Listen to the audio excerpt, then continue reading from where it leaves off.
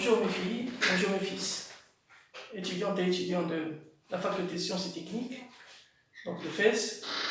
Donc on va essayer de terminer les exercices de la série 3, d'accord? Donc il reste l'exercice 4, 5, 6, 7 et 8. Donc on va essayer de les faire. Après, on va essayer de faire le cours du dernier chapitre, le chapitre 4. Et après, on va essayer de faire ensemble, Inch'Allah, donc la solution des exercices de la série 4, la dernière série. Donc on commence par l'exercice 4. C'est bon, de la série 3. Donc l'objectif de l'exercice 4, petit 1 et petit 2, c'est de montrer dans petit 1 que, par un contre-exemple, que la somme, que le produit de deux matrices diagonalisables n'est pas nécessairement diagonalisable. C'est bon? Et pour le petit 2, que la somme de deux matrices diagonalisables n'est pas diagonalisable. Donc c'est ça l'objectif de petit 1 et petit 2 de l'exercice 4. Pour l'exercice 3, pour la question 3, c'est une application simple du théorème de Cayley à Hamilton. C'est bon, ce qu'on a vu dans le cours. Donc cette vidéo-là, bien sûr, elle est dédiée pour les sections, les trois sections, section A, section B, section C. Parce qu'on a le même cours, les mêmes TD, et donc, Inch'Allah, les mêmes contrôles et les mêmes examens. Donc, on commence par l'exercice 4, petit 1. Exercice 4, petit 1. Donc, je vais essayer d'écrire les deux matrices. Donc, il s'agit de la matrice A. C'est 2, 0, 0, 1, 3, 0, 1, 0, 1, 4. Et puis la matrice B est égale 1 demi, 0, 0, 1, 1 tiers, 0, 0, 1, 1 quart.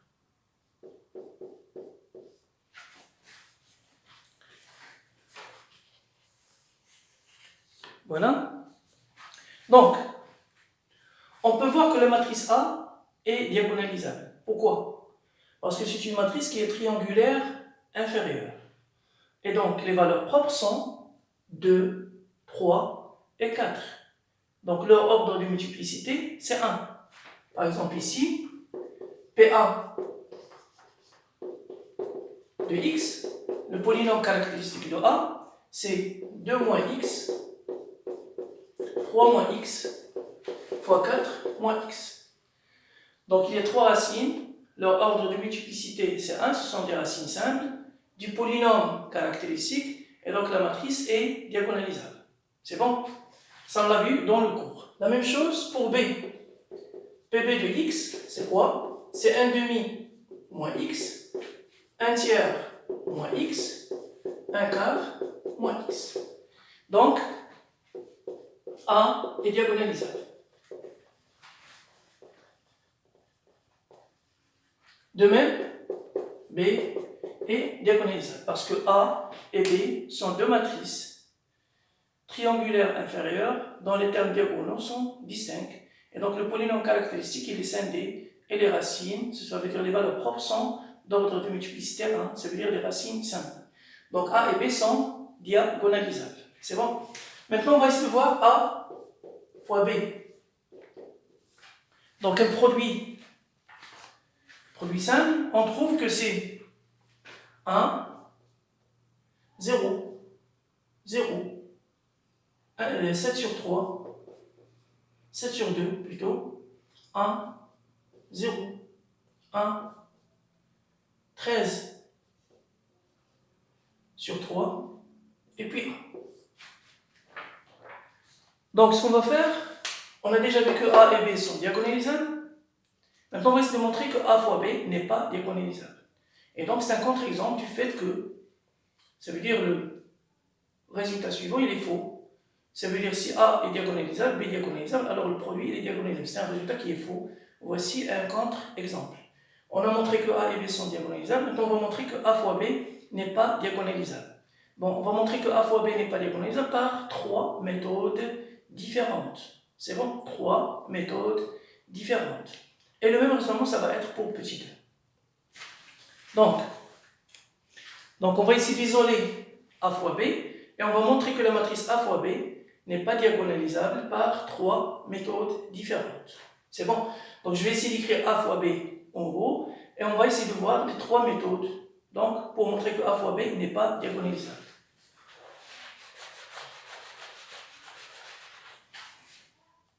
Donc on a A fois B égale 1 demi, 0, 0, je m'excuse, c'est 1, 0, 0, 7 sur 2, 1, 0, 1, 13 sur 3 et 1. Donc c'est ça la matrice A fois B. Donc on va essayer de montrer que A fois B n'est pas diagonalisable par 3 méthodes différentes. Et ce sont les 3 méthodes qui existent et c'est très important de les connaître et de les comprendre.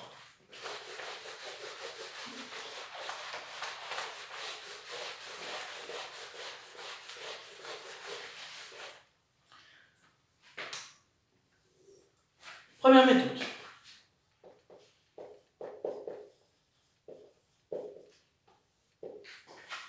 Donc, c'est une méthode que vous connaissez. Pour que la matrice A soit diagonalisable, qu'est-ce qu'il faut? Il faut que le polynôme caractéristique soit scindé. Dans ce cas-là, le polynôme caractéristique c'est A, c'est quoi?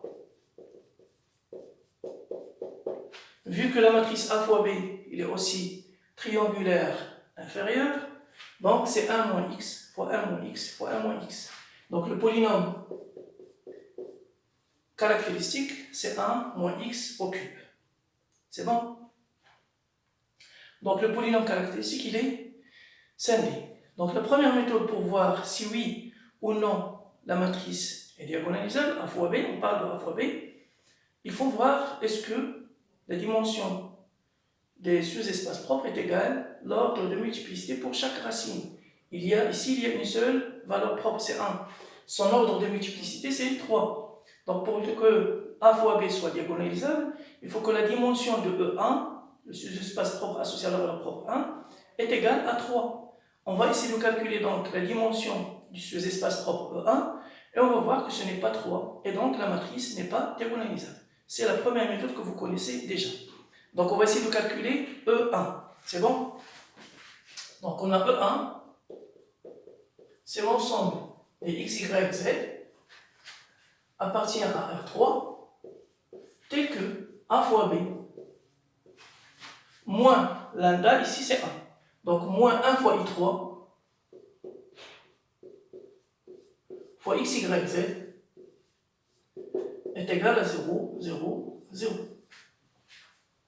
C'est bon? C'est comme ça qu'on essaie de calculer donc le sous-espace propre E1 et trouver une base du sous-espace propre E1. Donc, c'est l'ensemble des x, y, z appartient à R3, tel que, si on fait la différence directement, donc c'est AB moins I3, c'est ça AB, moins I3, ça veut dire on va éliminer 1 de la diagonale.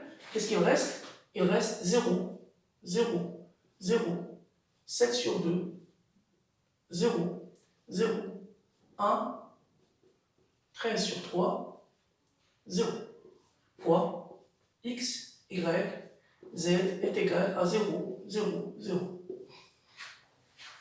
C'est bon? Donc, égal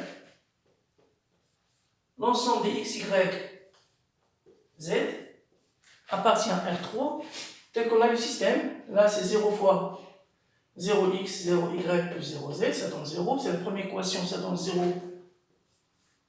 égale à 0. La deuxième équation, c'est celle de sur 2x fois x est égal à 0. Ça, c'est x. La troisième équation, c'est x plus 13 sur 3y. Donc x plus 13 sur 3y est égal à 0.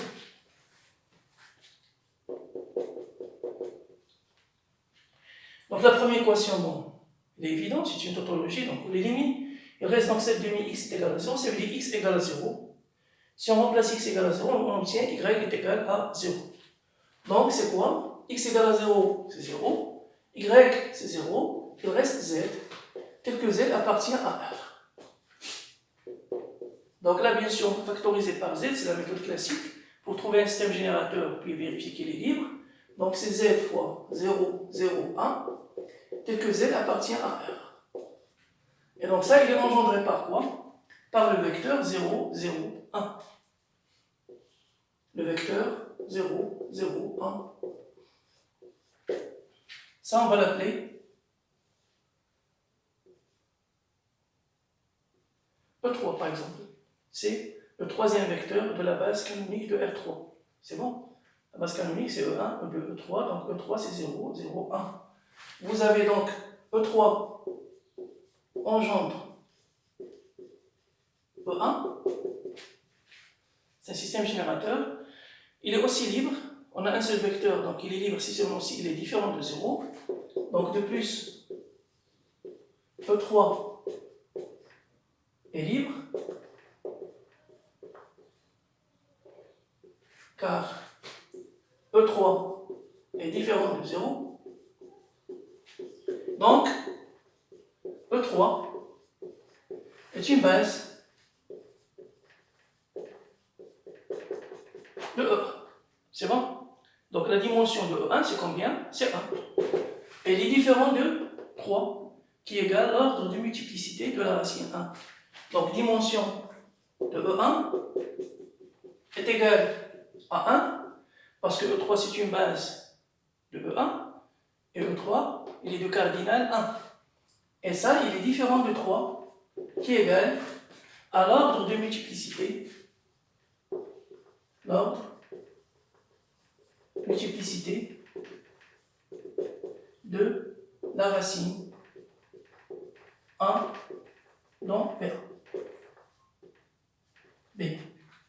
Ça veut dire quoi? Tout simplement, d'après le théorème principal de la diagonalisation, premier théorème, ça veut dire que A fois B n'est pas diagonalisable. Parce que s'il est diagonalisable, il faut que AB soit scindé, le polynôme caractéristique soit scindé, il est scindé, et il faut que la dimension de chaque sous-espace propre est égale l'ordre de multiplicité. Si on a une seule valeur propre, c'est 1. Son ordre de multiplicité dans le polynôme caractéristique, c'est 3. La dimension de E1, on a trouvé que c'est 1, différent de 3, qui est égal l'ordre de multiplicité. Ça veut dire tout simplement que la matrice A fois B n'est pas diagonalisable, d'après le théorème fondamental. D'où AB n'est pas diagonalisable.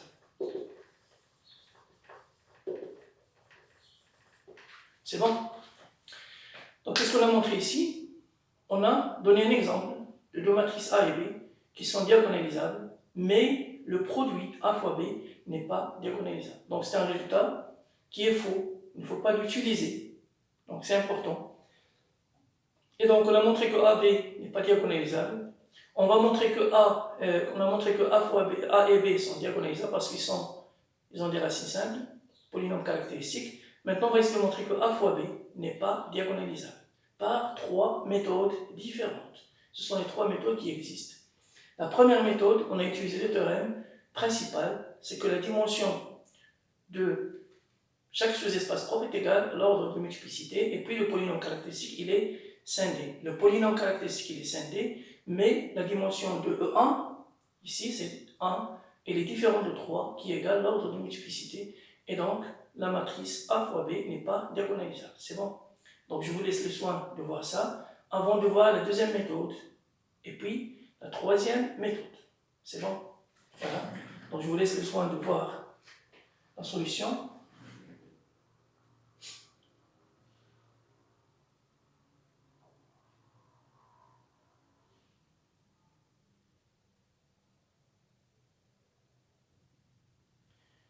Donc vous aurez le temps, bon, elle est là, donc vous aurez le temps de la copier, donc calmement. Maintenant, les étudiants, on va passer à la deuxième méthode.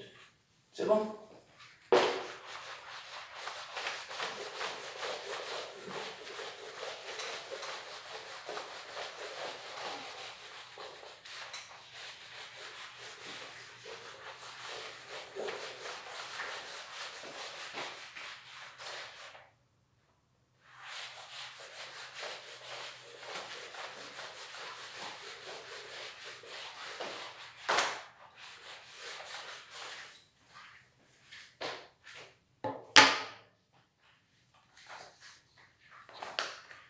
Donc je vais essayer de réécrire A fois B. Je l'ai éliminé, je m'excuse. Donc A fois B.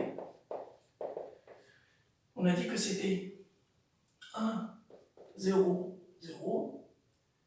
7 sur 3, 7 sur 2 plutôt. 1, 0, 1, 13 sur 3. Et puis 1. C'est bon? La deuxième méthode. C'est quoi la deuxième méthode? On va faire un raisonnement par absurde. Ici, on pourra remarquer que, là, on a dit que le polynôme caractéristique de A fois B, de x, c'était 1 moins x au cube. Et donc, il y a une seule valeur propre, c'est 1. Son ordre de multiplicité, c'est 3. C'est bon? Donc, supposons, on va faire un raisonnement par absurde. On va supposer que A fois B, il est diagonalisable. S'il est diagonalisable, il va être semblable à une matrice diagonale. Dans cette matrice diagonale, qu'est-ce qu'on a dans la diagonale? Dans la diagonale, on a les valeurs propres. Ici, la seule valeur propre, c'est 1. Et donc, ça veut dire que la matrice diagonale, ça va être constituée par des 1. Ça veut dire c'est I3. Donc, on va faire un raisonnement par absurde. Donc, supposons, donc deuxième méthode. Supposons que A fois B est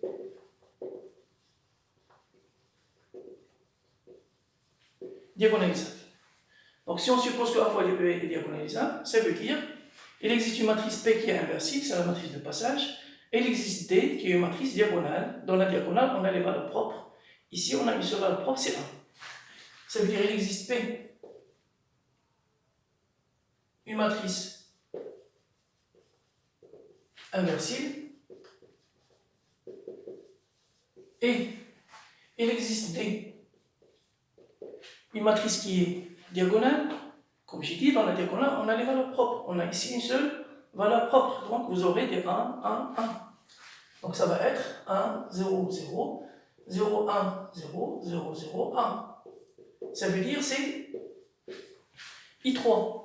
Tel que A fois B, ça va être P fois D fois P moins 1. Si on remplace D par sa valeur, c'est P fois I3 fois P moins 1.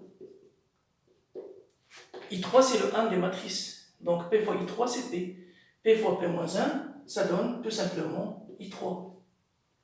Bon, est-ce que A fois B est égal à I3? Non. A fois B est différent de I3. C'est ça l'absurdité. D'accord? Absurde. Car A fois B est différent de I3. Donc c'est un raisonnement pas absurde. Donc on va conclure que notre hypothèse qui est A fois B est diagonalisable, il est faux. Ça veut dire que A fois B n'est pas diagonalisable. Donc A fois B n'est pas diagonalisable.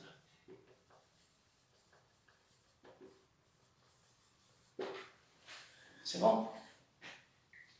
Donc c'est la deuxième méthode.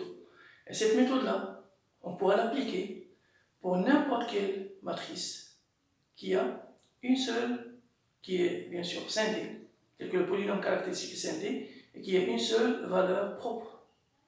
Ça veut dire, on pourra généraliser ça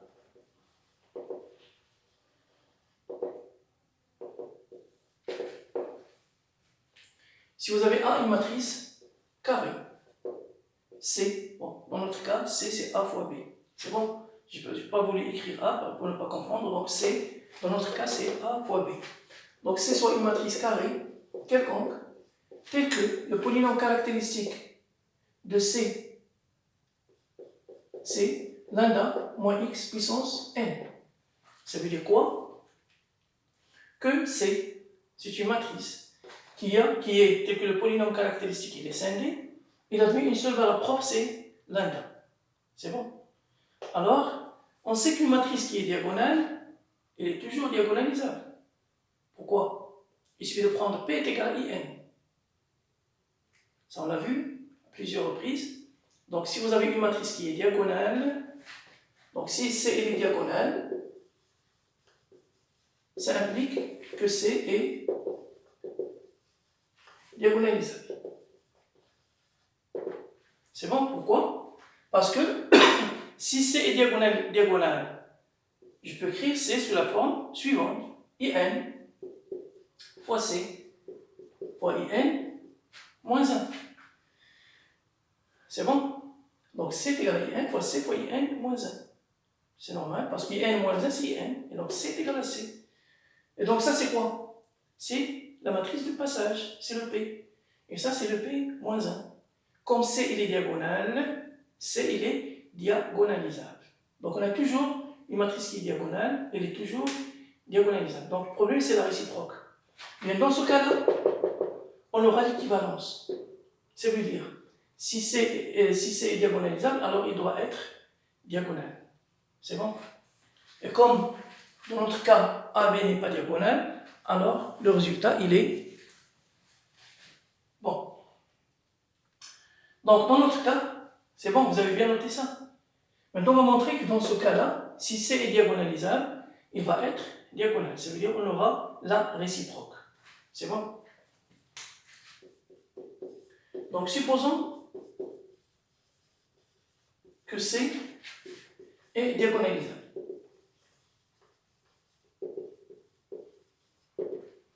Diagonalisable, ça veut dire quoi? Que C, qu'il existe une matrice P inversible, c'est bon? Et il existe D. C'est quoi D? C'est une matrice diagonale, telle que dans la diagonale, on a les valeurs propres. Or ici, vous avez une seule valeur propre, c'est lambda. Donc qu'est-ce que vous aurez dans D? Vous aurez lambda 0, 0, 0, lambda 0, 0, lambda. Ça veut dire quoi? C'est lambda fois IN. Donc D nécessairement, ça doit être lambda fois IN. Tel que C, ça doit être P fois D fois P moins 1. C'est-à-dire que C, c'est P fois D, c'est lambda IN fois P moins 1. On peut faire sortir lambda, c'est un scalaire. Il reste P, IN, P moins 1. Et ça n'est rien d'autre que lambda IN. Ça veut dire que C, il est diagonal.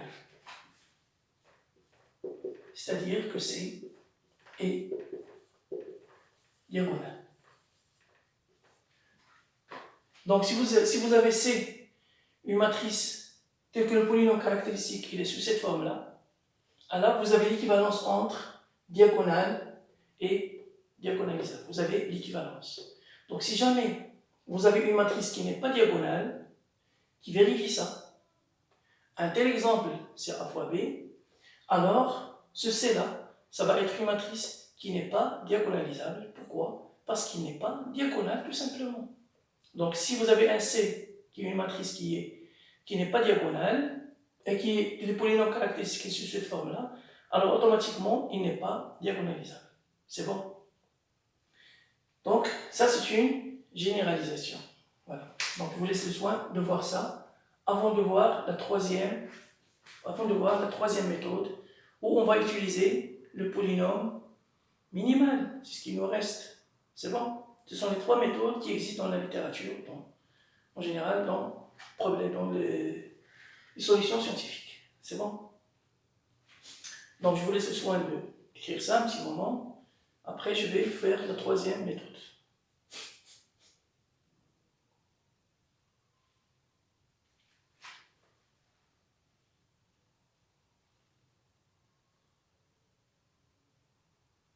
Bon, on passe à la troisième méthode maintenant.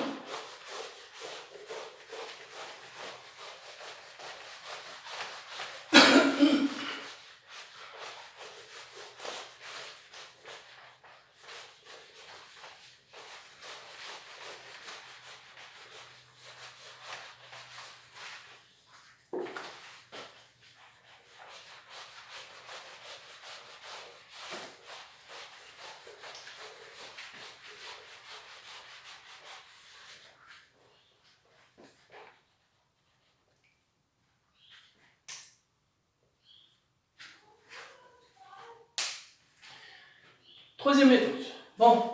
dit, la troisième méthode, on va essayer d'utiliser le polynôme minimal. C'est quoi le polynôme minimal?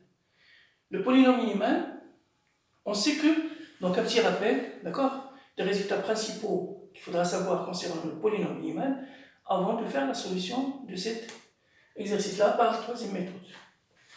Donc on sait que le polynôme, d'après le théorème de Cayley-Hamilton, si vous avez A une matrice quelconque, bien C une matrice, vous avez le polynôme caractéristique de C. Si on remplace, ça donne 0. Donc PC, c'est le polynôme caractéristique de C. Si on remplace x par C, on obtient 0. C'est le théorème de Cayley-Hamilton. C'est bon? C'est quoi le polynôme minimal? C'est le polynôme qui va être unitaire. C'est bon? Unitaire, ça veut dire le coefficient dominant, c'est 1. C'est important. La deuxième chose, pour avoir l'unicité, la deuxième chose, il faudra que le polynôme minimal, si on remplace x par c, ça doit donner 0. Et c'est le plus petit, au sens des degrés. C'est bon? Ça veut dire il existe q, c, donc c'est le polynôme minimal. Ça, vous l'avez vu dans le cours. Qu'est-ce qu'il vérifie? Il vérifie trois propriétés. La première chose, c'est que Q, C, il est unitaire. Unitaire, ça veut dire le coefficient dominant est égal à 1. Le coefficient du plus grand monomètre, c'est 1. La deuxième chose, c'est que QC de C, ça donne 0. Et la troisième chose, c'est le plus petit.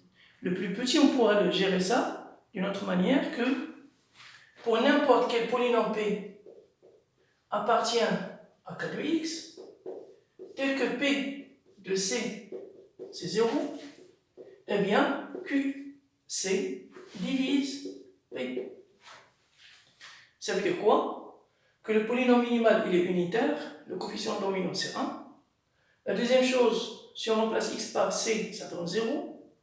Et puis, si vous avez un polynôme quelconque, tel que p de c est égal à 0, alors p, c'est un multiple de qc.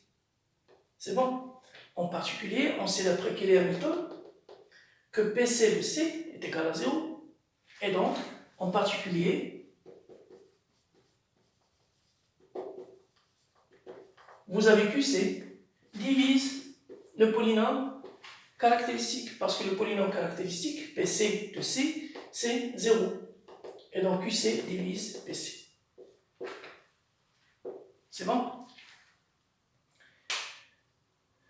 Donc, c'est ce qu'il faudra retenir du polynôme minimal. Il y a un théorème essentiel, bien deux, donc pour essayer d'être bref. Deux résultats qu'il faudra retenir.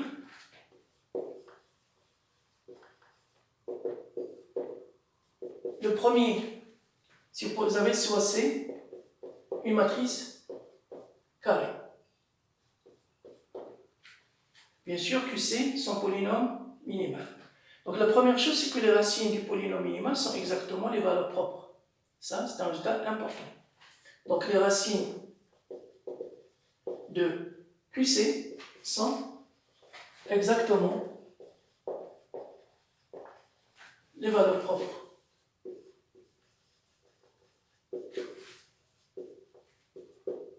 Deux, si on suppose que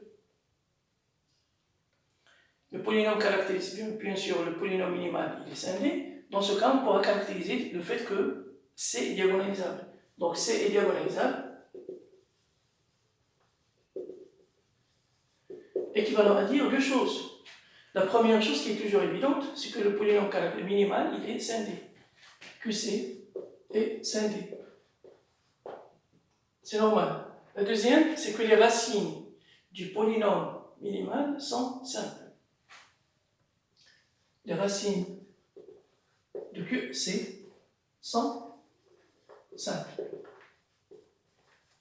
Voilà. Donc, pour voir est-ce qu'une matrice est diagonalisable ou non, bon, il faut voir deux choses. Lorsqu'on aura calculé le polynôme minimal. Alors il faudra voir, est-ce que le polynôme minimal, est-ce qu'il est scindé? La deuxième chose, est-ce que les racines du polynôme minimal sont tous simples? Les racines, bien sûr, on sait que ce sont les valeurs propres. Est-ce qu'ils sont tous simples? Ça veut dire l'ordre de multiplicité est égal à 1. Si c'est bon, diagonalisable. Sinon, ce n'est pas diagonalisable. Donc, c'est une caractérisation. Et c'est ça la force du polynôme minimal. Bon, c'est petit 3. Donc, on va essayer de voir la troisième méthode en utilisant le polynôme minimal. Tout ça, c'est juste un rappel. C'est bon? C'est tout ce que vous aurez besoin concernant la notion du polynôme minimal. Donc, pour la troisième méthode, on va supposer que a fois b est diagonalisable. C'est un raisonnement par absurde. C'est bon? Si a fois b est diagonalisable, donc ce c, c'est le a fois b. Donc si c qui est égal à a fois b, il est diagonalisable, donc qu'est-ce qu'on aura? Les racines du polynôme minimal vont être simples. Or, quelles sont les racines du polynôme de AB? Ce sont les valeurs propres, c'est 1. C'est bon? Il y a une seule valeur propre. Ça veut dire quoi? Donc, troisième méthode. Supposons que a fois b est diagonalisable.